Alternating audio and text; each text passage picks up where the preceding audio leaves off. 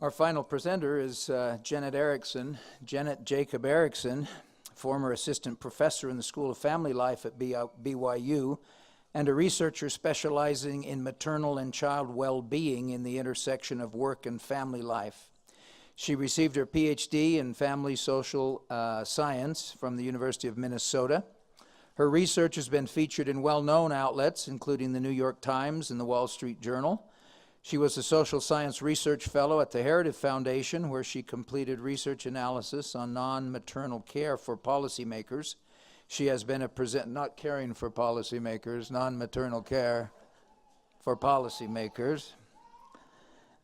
She has been a presenter for the Love and Fidelity Network and Ruth Institute, and is a columnist on family issues for the Deseret News National Edition. Dr. Erickson.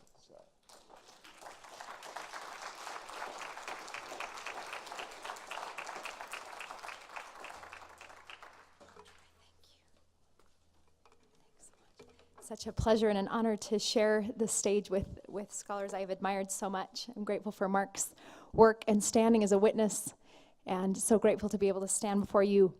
I had an experience while I was a fellow at the Heritage Foundation that has been very significant in my life. I'd gone into in-depth study of the effects of the sexual revolution on women and men and the challenges that had come in family life and to women in particular, dating.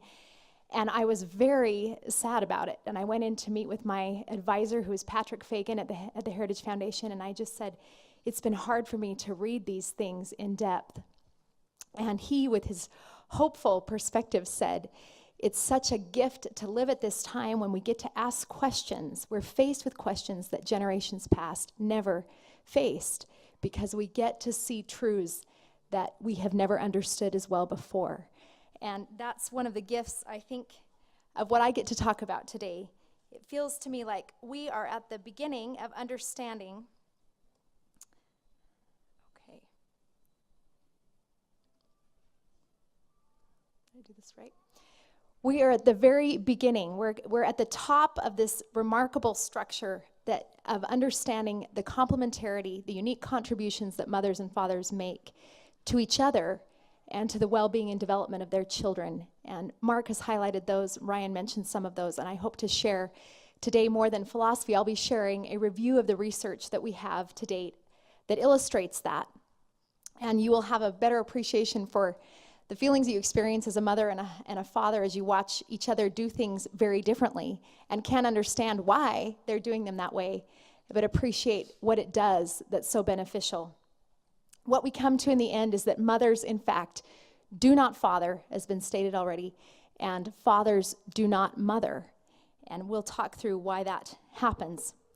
When Azim Surani set out in the late 1970s to create new mammalian life by combining two sets of a mother's genes or two sets of a father's genes, and mind you, this is after he joined the labs there in England that had found success in vitro fertilization. We understood genetics to know that we could possibly, assumed that we could combine the genetic pattern of a mother, just duplicate it, and we would have new life, because mothers and fathers share the same genetics, the same coding.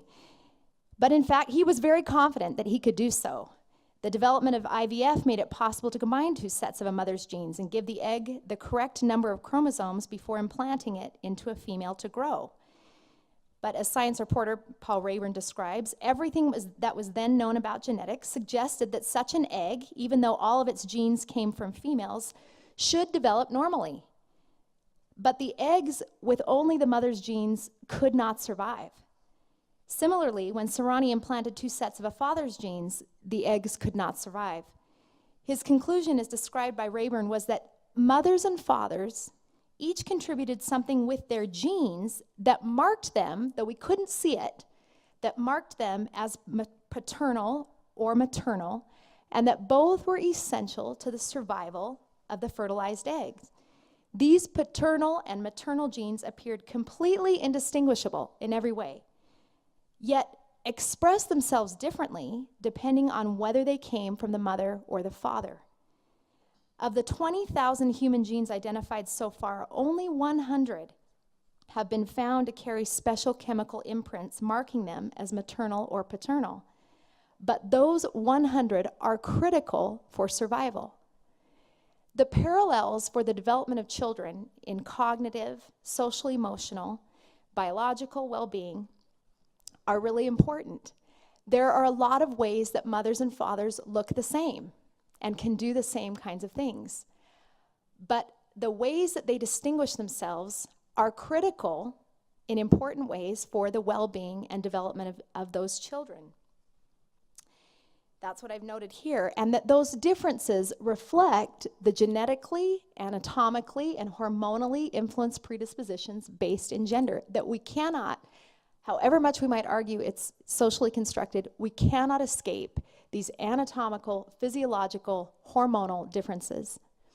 And that these differences are expressed in orientations around parenting, in the strengths that are brought to parenting, in the styles of interaction, and all of those are consistently shown to be different according to gendered lines. So what we come up with is that fathers and mothers are not, one is not more important than the other, but each influence the same developmental pathways through distinct process-based pathways. They influence the same domains through different pathways that together in combination benefit children's development in significant and often complementary ways.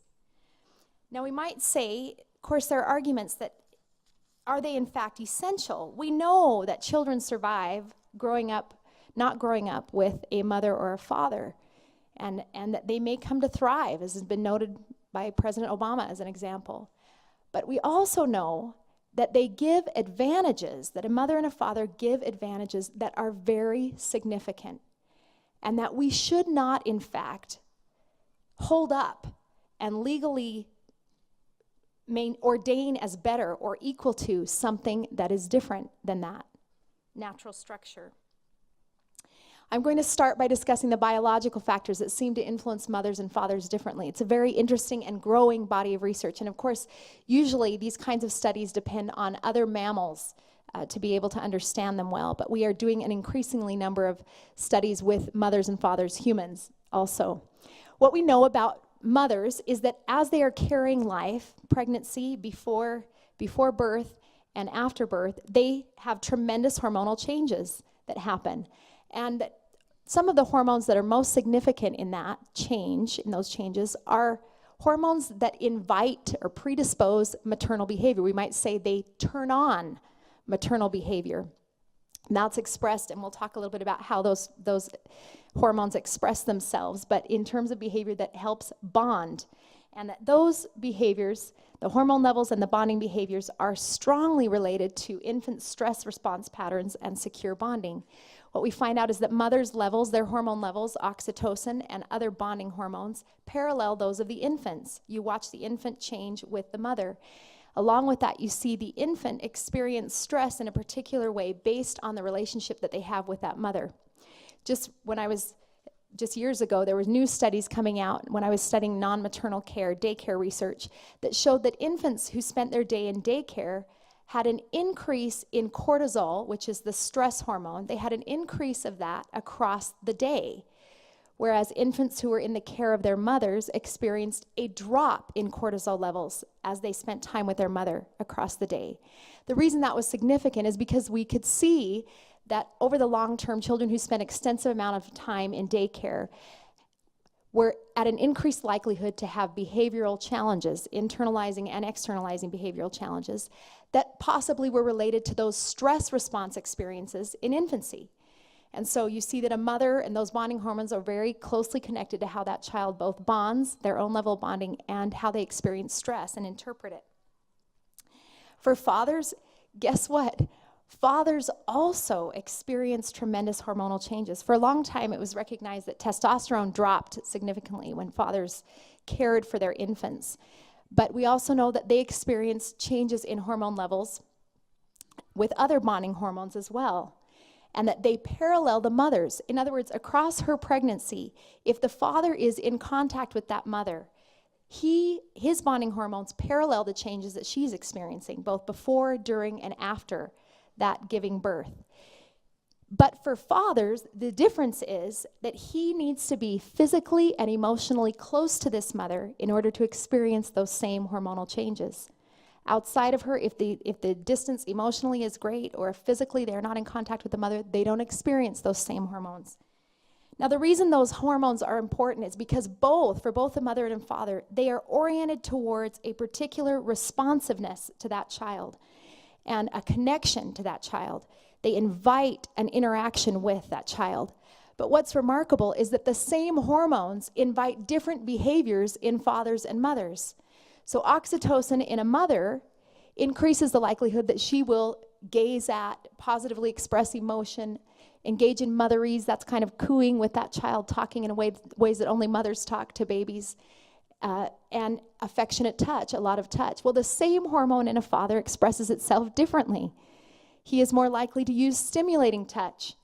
That's tickling, aka tickling, touching in certain ways, to change the position of the body, turn him upside down, throw him up in the air, those kind of things mothers don't tend to do typically, where fathers tend to, and to use an object to engage with them.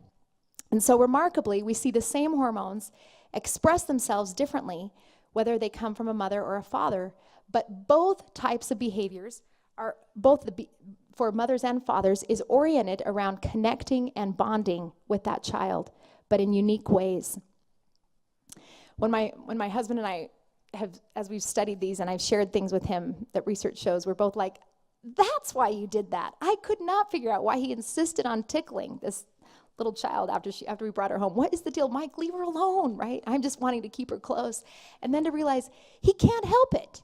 He really is biologically, physiologically primed to do that. And that there must be something important about that, even though it's very different than how I naturally respond. What's interesting about the way life comes to be inside the body of a mother, that if we looked at it in an evolutionary perspective, that would of course shape over time her orientation towards children, her orientation, her style, her way of interacting. So Mark Bornstein, a very skilled child developmental scholar, would say, in almost all species and regions of the world across a wide diversity of subsistence activities and social ideologies, observational studies indicate more maternal than paternal investment. It doesn't matter where you are, mothers are more invested in caregiving. One study that I recently noted said that when they tracked mothers, how often they thought about their infants when they're in the workplace or away from that child, it was 14 hours a day they would think about, at some point, think about that child. Fathers, 7 hours. It wasn't that they weren't thinking about that child, but it was half as often. And so from an evolutionary perspective, Bornstein would go on to say, conception and gestation mean a different obligatory investment. The fact that that life comes through a mother's body and that she enables its life afterwards as well means a different obligatory investment, shaping a different psychology in how and how much men and women invest in parenting. Mothers spontaneously engage their infants in observation. For example, this is an example. They engage their infants one to two times as frequently. They also provide routine care 3 to 4 times as often. And this doesn't differ if the father identifies himself as non-traditional or traditional. If he's a stay-at-home dad and has primary responsibility for the care of that child, it's the same patterns that we see in terms of frequency of interaction and engagement with. So that just gives you some context physiologically for, and we might say evolutionarily, why mothers and fathers seem to be different in terms of how they interact and the psychology behind which they interact with children. The second area, and usually child developmentalists will focus on these domains. So I'll just say we've talked about the biological sort of context in which mothers and fathers parent. But then in terms of children's development, we usually break it up into social emotional, which is social skills and the ability to understand oneself and others, and cognitive, brain skills, the language skills, those kind of things, and then sexual or identity formation. And so I'll just talk about each of those 3 domains and how mothers and fathers seem to influence them and in different ways. First of all, mothers seem biologically primed by nature of the hormones and the way they are to form a bond with this child that comes into the world. And we know, as has been referenced, Jason referenced, how we're coming to understand attachment across the life course, but we've known for a long time that attachment, an infant's attachment to their caregiver, which generally is the mother, and as I've shown, she is biologically predisposed to being able to do that well, that it has profound effects on the well-being of children. Scholars have called it a dizzying variety of outcomes, including cognitive and language development, frustration tolerance, self-recognition, behavior problems, relations with peers, friends, siblings, interactions with unfamiliar adults, exploration and play, competence in classrooms, curiosity, ego resilience, and math achievement. Everything you can think of seems to be connected at some level to the kind of quality of bonding a child has with those caregivers, generally the mother. In fact, these observable effects are some of the most robust in developmental psychology. You've heard of probably Bowlby, who first came up with attachment theory, and he had a theory based on his observation that young people who had ruptured relationships with their mother in particular were more likely to develop psychopathological behaviors in adulthood than others. And so he went in to find out what's going on. Does it have to do with this rupture in the relationship with their mother? And sure enough, consistently it seemed to. And so what happened as he came up with this theory based on his observations is Margaret Ainsworth, another developmental psychologist, started to look at, well, what is it that enables a child to have that secure attachment? What behaviors in the mother allow that healthy attachment to form that seems to predict so many other things? And what she determined was a mother's ability to detect, interpret, and respond in a positive, non-intrusive way to a child's signals is central to secure attachment. Finally, in 2003, as I'm going through study after study about daycare, here's the National Institute of Child Health and Human Development concluding, maternal sensitivity is the strongest, most consistent predictor of a child's cognitive, social, and emotional development. It means a whole lot. And what's interesting is that as we look at mothers, we recognize they seem to have a unique capacity. This is neuropsychological research that looks at the brain's development. We can see mothers seem to have this unique capacity to match their infant's intellectual and emotional state, to have a synchrony with that state, and then to provide the right amount of stimulation needed for the brain to develop. Not too little and not too much, just the right amount. And what this does is it affects the structures in the brain themselves that then affect all the other things that we have noted. As Mark noted, women seem to be uniquely attuned to emotions. People who are looking at evolutionary development have said, though women express all emotions other than anger stronger than men, they are better able to regulate emotions than men. So they express everything more strongly, and they also seem better able to regulate them, to inhibit them at the right moments. This superior ability in both recognizing and being attuned to emotions makes them uniquely able then to strengthen the nurturing bonding that's necessary for that child's well-being. Across all stages of development, it doesn't matter how old children are, we see that mothers are the preferred source of comfort for children. They go to moms because they want comfort. It's why President Hinckley would say when the children called, they weren't calling to talk to him. They would say, "Where's mom?" And which we all know in our family life. We go to dads for different things. Mothers are much more likely to identify and label emotions during caregiving. In fact, children's ability to identify and label emotions we can see is tracked to how mothers do that in their caregiving. It's a hallmark trait that mothers definitely have with or more consistently have with their children, young men and young women across adolescence. So then you might think, well, what do fathers do then for social emotional development? We can see that this bonding pattern and responsiveness to emotions and the nurturing that mothers seem to be adept at in unique ways, that clearly is important. But what we find out is that fathers also play a key role in social emotional development, and they influence that domain through different processes that have then different effects. This is David Eggabeen, a fathering scholar of a long time, concluding literally hundreds of studies over the past 2 decades, because we didn't study fathering very much until then, have consistently demonstrated that fathers have a measurable impact on children. Studies show that infants are positively affected by the interactions and care given by their fathers. The quality of parenting exhibited by the father, as well as the resources they bring to their family, predict children's behavior problems, depression, self-esteem, and life satisfaction. This research further indicates that the influence of fathers extends into adolescence and young adulthood. Adolescents and young adults both function best when their fathers are engaged and involved in their lives. Additional work demonstrates that fathers play an important role in helping their children make the transition to adulthood. In other words, fathers matter a lot across all the stages of development, beginning in infancy. It was Michael Lamb who went to study with Margaret Ainsworth, who had focused so much on maternal sensitivity and mother's influence in that bonding process. He went to her lab and he said, I know fathers. He had the idea fathers also make a difference, and they bond with children too.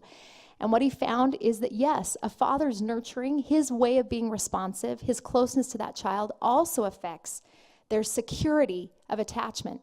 And that expresses itself in the way children, as infants, interact with their environment. As children grow, the closeness and involvement of their fathers strongly predicts depression, so it affects their feelings of well-being and happiness within, and their externalizing behaviors, their behaviors outside of that. In fact, closeness to fathers has been very repeatedly tied to the behaviors of adolescents in terms of antisocial or delinquent behaviors, particularly with sons. And as Ryan noted earlier, fathers have a big impact. The presence of a father seems to be a very important factor in boys' likelihood of engaging in delinquent or antisocial behaviors. One of the reasons this might be is the way fathers and mothers tend to discipline is different. And you all know this, but maybe it hasn't been highlighted before. I certainly know it, and I'll describe some of that. Fathers intervene, they tend to intervene in terms of discipline, less often, but with more firmness and predictability and consequences. In other words, they're much more rigid in terms of carrying out the consequence, where a mother will be more flexible about how those consequences are carried out, and she'll also intervene in behavior and disciplining it more frequently. Children are more likely to comply with fathers' requests and their mandates. In fact, Kyle and Marcia Pruitt have written about fathers and mothers and the differences in parenting quite a bit. They'll say fathers tend to be more willing than mothers to confront their children and enforce discipline, leaving their children with the impression that they in fact have more authority. I've said to Mike repeatedly, she does not respond to you the same way she responds to me.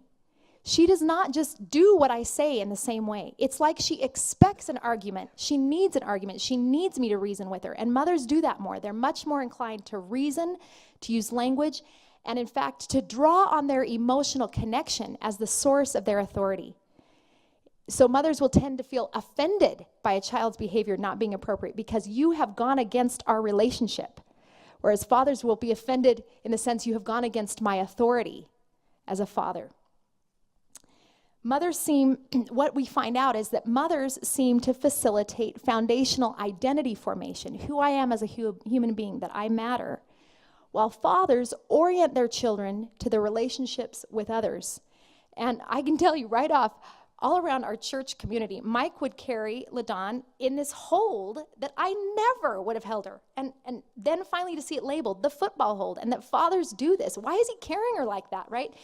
And where mothers tend to, we tend to have a contact, to maximize the amount of contact we have with that infant from the very beginning, that you hold them to you, and they're right here underneath your neck, and that's typical of mothers to hold them that way. And as soon as you pass them off to dad, he's either got them up above his shoulder, looking out, or he's got them in this football hold where they're looking out at the world the way he is. Almost like it's innate to orient children to the outside world for him, and for her to close in on the formation of their identity within.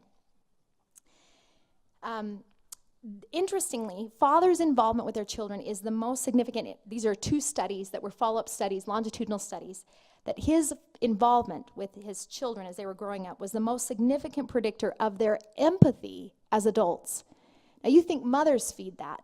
What we find out is fathers, their closeness seems to be significant in that fostering of empathy.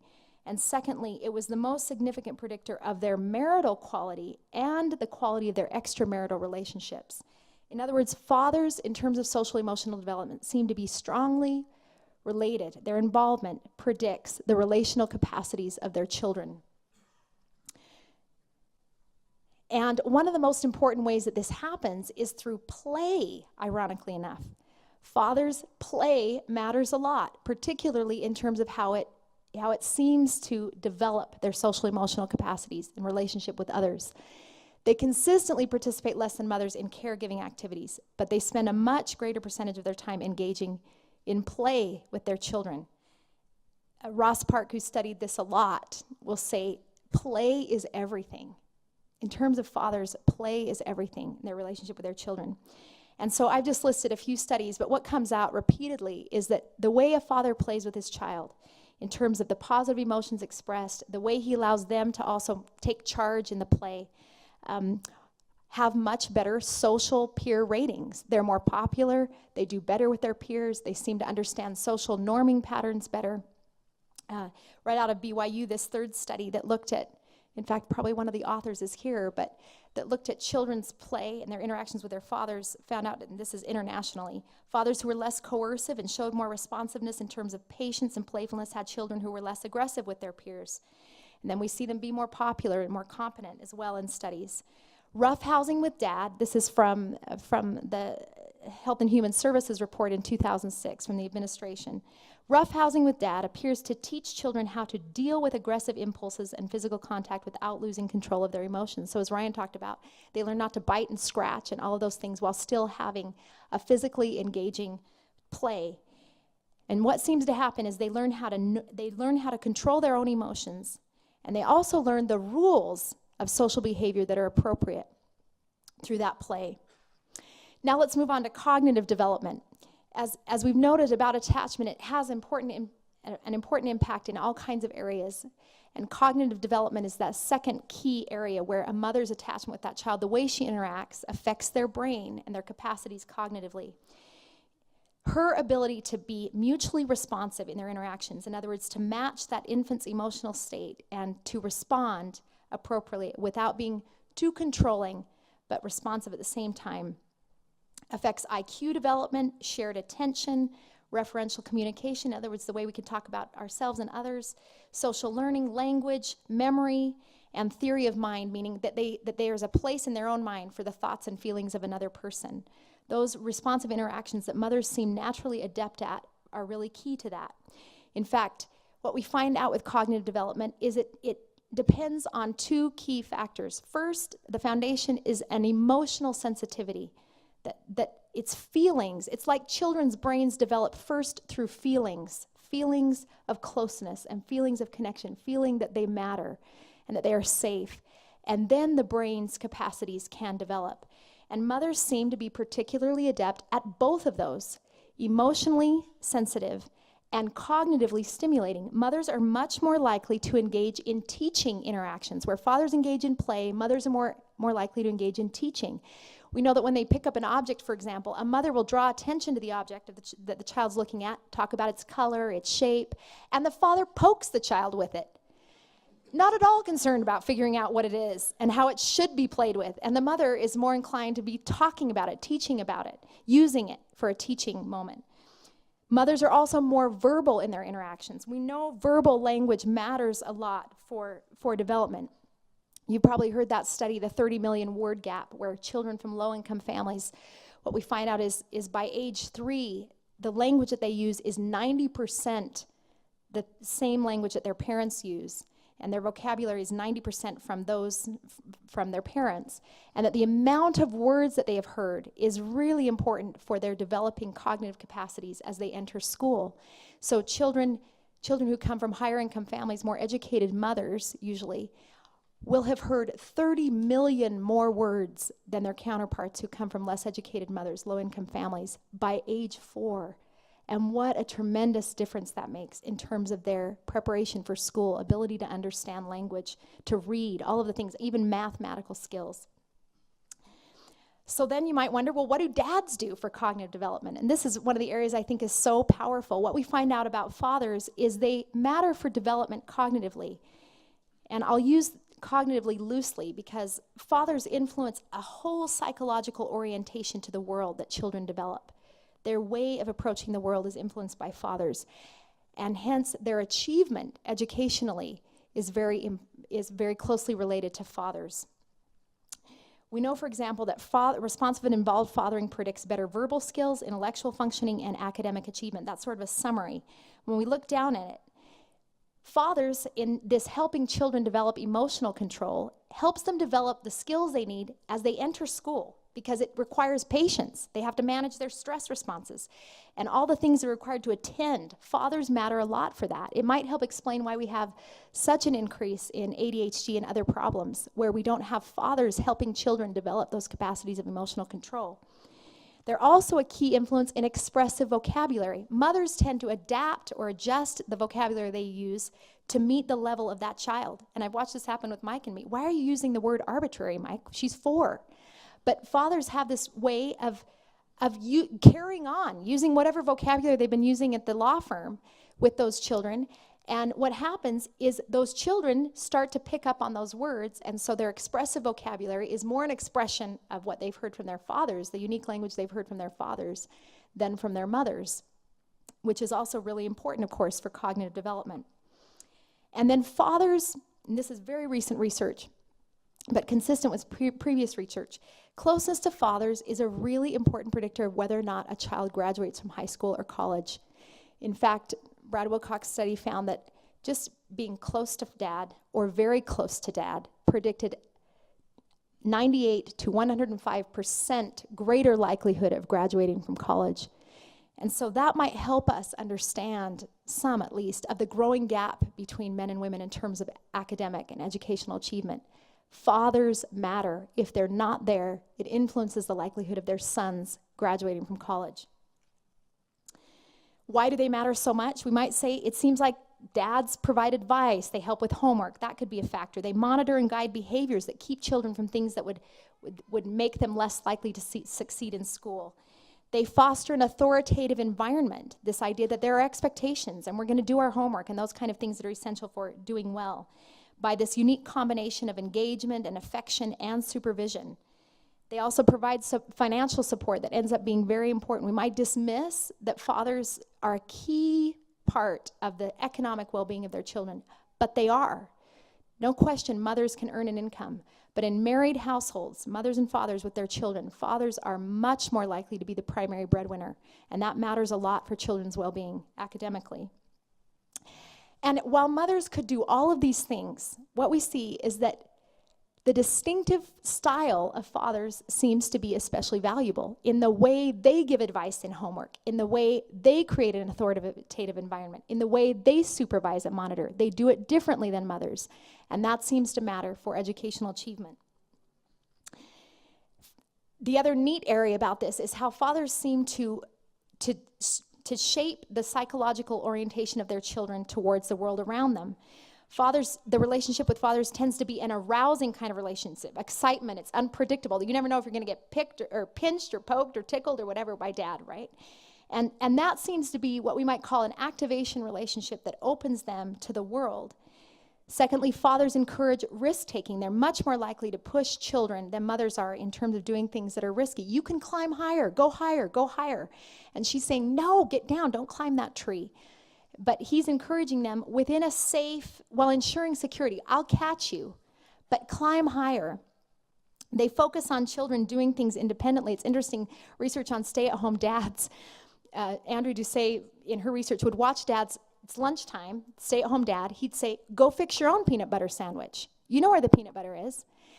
The mother, what can I get you? Cheese? What do you want on this sandwich? And putting it right in front of the cutting. How did you want it cut? What did you want on it? Smiley faces, right? Dads, do it yourself. And at first, where it seemed to her as this disengagement, like, what's wrong with him? Doesn't he care?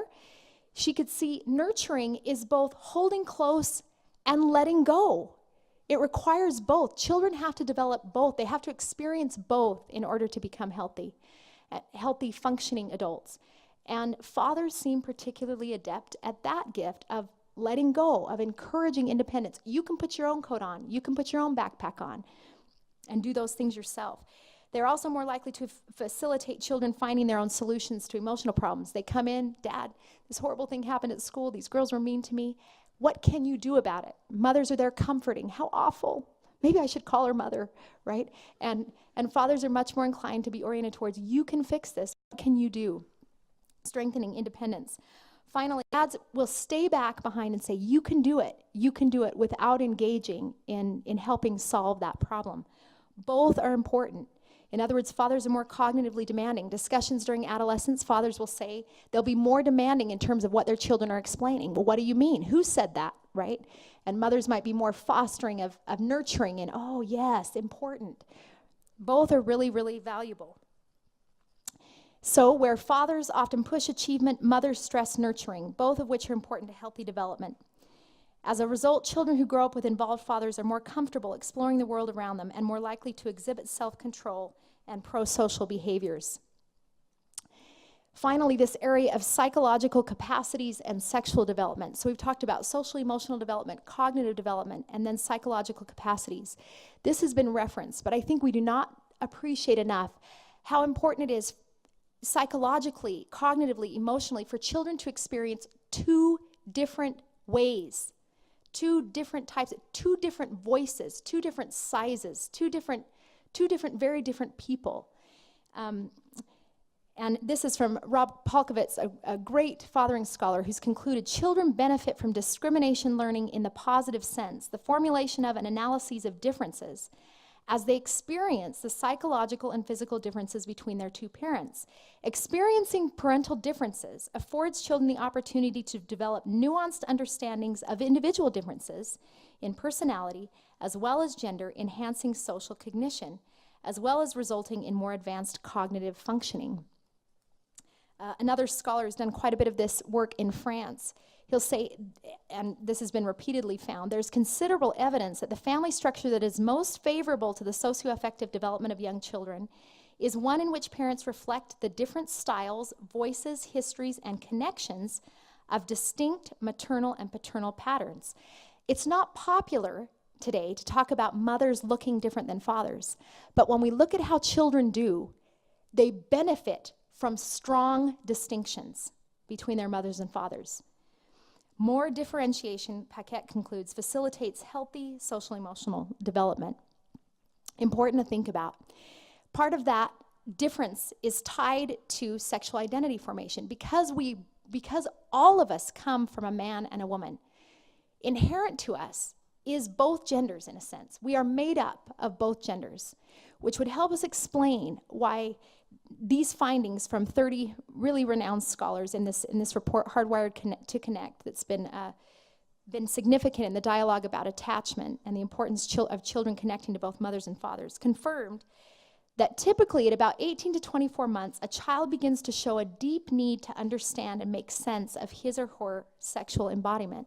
Who am I? I'm a boy, in reference to my mother, or I'm a girl in reference to my father. A child's relationships with mother and father become centrally important. A relationship with both, the two genders from which they inherently came, becomes important. And both the same sex as me parent and the opposite sex from me parent play vital roles. It's interesting, I just wanted to share one interesting study, conclusions from psychologist Barbara Eisold. She provides deep insight into the yearnings children have to experience both genders in order to make sense of themselves. This comes from her report, Recreating Mother. Eisold describes a 4.5-year-old son of two fathers who is receiving psychotherapy to deal with the unmourned loss of Mommy, his first babysitter, who had been fired when he was 2.5 years old. In his yearning to experience his mommy, he fantasized about buying a new mother, ultimately creating his own mother figure, as she seemed essential to his ability to understand what it meant to become a boy and a man. His therapist described how this struggle related to his understanding of himself. Quote, Nick was often beside himself with anxiety. He wanted desperately to be liked by other children and by his teacher. He had trouble waiting and was not certain about what would make him likable. In her analysis of this boy's experience, Eisold poignantly asks, how do we explain why this child, the son of a male couple, seemed to need to construct a woman, mother, with whom he could play the role of being a boy, becoming a man? How did such an idea enter his mind? What inspired his intensity on this subject? Natural developmental forces seem to demand that this child psychologically reconstruct mommy in order to make sense of his own identity and wholeness as an individual.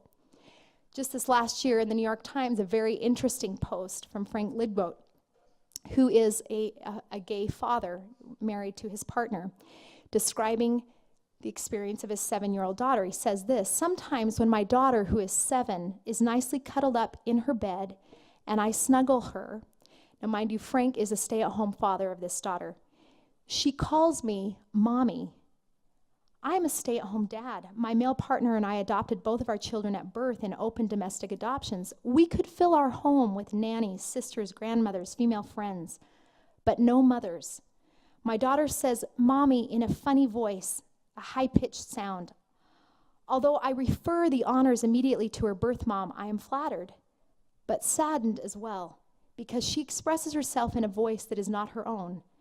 It is her stuffed animal voice. She expresses not only love, she also expresses alienation. She can role-play the mother-daughter relationship, but she cannot use her own voice, her own real voice, nor have the real thing." Observing that his daughter's natural longings for a motherly presence are ever present, he concludes, "Motherless parenting is a misnomer.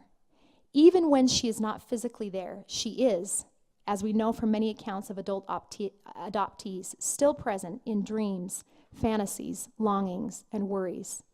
This child cannot escape the need to know and connect with this mother." As children, and we know much about that with fathers as well. This has already been referenced, but as part of this sexual identity, it's long been understood, as was referenced by Ryan, that girls who are not reared by their fathers are much more likely to engage in sexual relations at an early age and become pregnant as teenagers. An absent father, in fact, is the single greatest risk factor in teen pregnancy for girls. Physical, and all this research together, very interesting that what they will conclude is that physical and emotional closeness of fathers seems to set the reproductive strategy girls use throughout their lives.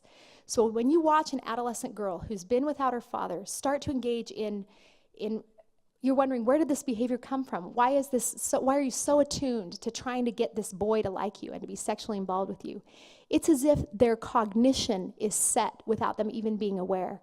Their psychological orientation is set that way. Girls who spent more time, this is interesting to look at when we try to understand what's happening physiologically. Bruce Ellis, who's been one of the most important scholars of this out of Arizona, did a study where he looked at an older sister and a younger sister. And the older sister had, of course, spent more time with the father before the divorce happened than the younger sister. And so he could do this kind of effective study where he's comparing apples to apples in a sense. Girls who spent more time without a father in their homes had an onset of puberty 11 months earlier than their older sisters who had spent more time with their fathers in the home.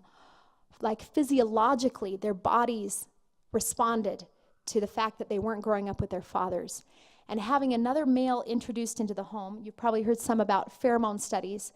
The idea is, the question is, what invites this onset of puberty so much earlier? What's happening physiologically? Isn't that already set by genetics? How could that be changed by the environment in that way? Some would argue there are pheromones emitted by all of us to one another, and a non-father male figure in the home is emitting pheromones that invite a physiological response out of that girl. And that shapes her sexual trajectory and developmental patterns. Girls whose father left home before they were 6 years of age, so younger girls are more likely to be negatively affected, were 6 times more likely to become pregnant as teenagers compared to girls who are reared by their biological fathers for longer periods. Brad Wilcox, in looking at this research, will conclude, girls raised in homes with their fathers are more likely to receive the attention, affection, and modeling that they need from their own fathers to rebuff teenage boys and young men who do not have their best interests at heart. And as Ryan said, they understand how a boy is feeling. They've been a boy themselves, and so they act differently in terms of protecting their children and modeling for their daughters what a man should be like to them. But what about boys' sexual identity? Equally important. Without the closeness and modeling of a father, boys appear, and this is David Popenoe, who's been cited here earlier today, boys appear to engage in a compensatory masculinity, rejecting and denigrating anything feminine while seeking to prove masculinity through violent and aggressive domination. In other words, they seem to maladjust in terms of what it means to be male. Boys who are raised in homes with their fathers are more likely to acquire the sense of self-worth and self-control that allows them to steer clear of delinquent behaviors and peers and trouble with the law, including in their sexual behaviors. And interestingly enough, Bruce Ellis was asked, as he'd seen so much of this effect of fathers on girls, he was asked, well, what does it mean for boys? What do you think it means for boys in terms of their development of masculinity? And he said, I don't know, but I think it would affect a boy's achievement, his orientation toward achievement, his sense of competitiveness, and that boys who don't grow up without fathers wouldn't develop that same sense of masculinity. An interesting observation given the issues that we have with this growing gap of success between boys and girls and academic achievement. That boys without fathers wouldn't develop the masculinity, that sense of self-control and discipline and achievement that would allow them to be able to achieve those things. We know that mothers are key to infant survival, but fathers are key to protection from danger and opportunities to thrive. By simply sticking around, ordinary dads play an important role in protecting their children from physical, sexual, and emotional abuse. The data on this is staggering. It's as if fathers, this is Brad Wilcox also saying, it's fathers play an important role in ensuring the safety of their children, both by monitoring their activities, by checking when they come in and go, where have you been, who have you been with, that makes those children accountable in a unique way and protects them. And also, the father signals to others that he will not tolerate harm to his own. When we look at victims of abuse, sexual, physical, they are much more likely to not have a father there present in their lives as a protection. By dint of their size, strength, their aggressive public presence, fathers appear to be more successful in keeping predators and bad peer influences away from their sons and daughters. This CDC report from 2014 found that 70% of children living with both their biological parents never experienced adverse childhood events, while 78% of those living with just one biological parent had experienced at least one adverse event, and 81% of those living without either biological parent. I think this conclusion, some men do pose a threat to the welfare of children, but other men are more likely to protect both their wives and their children. Married biological fathers. Children raised in a home with their married fathers are markedly less likely to be abused or assaulted than children living without their own father. In fact, the most dangerous place is children growing up with a non-biological father, boyfriend, whatever, in the home. I'll just conclude with this Andrea Doucet's conclusion at the end of her extensive research into do men mother. She set out, I think, with the conclusion that they do, that a stay-at-home dad who spends a lot with his children will do the same things as that mother does, and in the same way. She concluded, and the title of her book is Men Don't Mother. This was a story she shares. After a long evening discussing their experiences as single dads, Doucet asked a group of sole custody fathers, quote, "In an ideal world, what resources or supports would you like to see for single fathers?" She expected to hear that they wanted greater social support and societal acceptance, more programs and policies directed at single dads. Instead, after a period of awkward silence, one dad stood and said, "An ideal world would be one with a mother and a father. We'd be lying if we pretended that wasn't true." Nods of agreement followed with expressions of approval from the other dads. Although many of these fathers had had bitter experiences of separation and divorce, they could not deny or ignore the inherent connectedness of mothering and fathering and the profound deficit experienced when one or the other is not there. They knew it because they had lived it. That experience complements Azim Surani's experience trying to create new mammalian life with just a mother's genes or just a father's genes. It was not possible. Both were needed to best facilitate the nurturing of that life. And what an exciting time when we get to understand that so much better than people in generations past have. An appreciation for this natural design where children have a mother and a father who both gave them life and who then enable their best development and growth when they are involved with them. Thank you.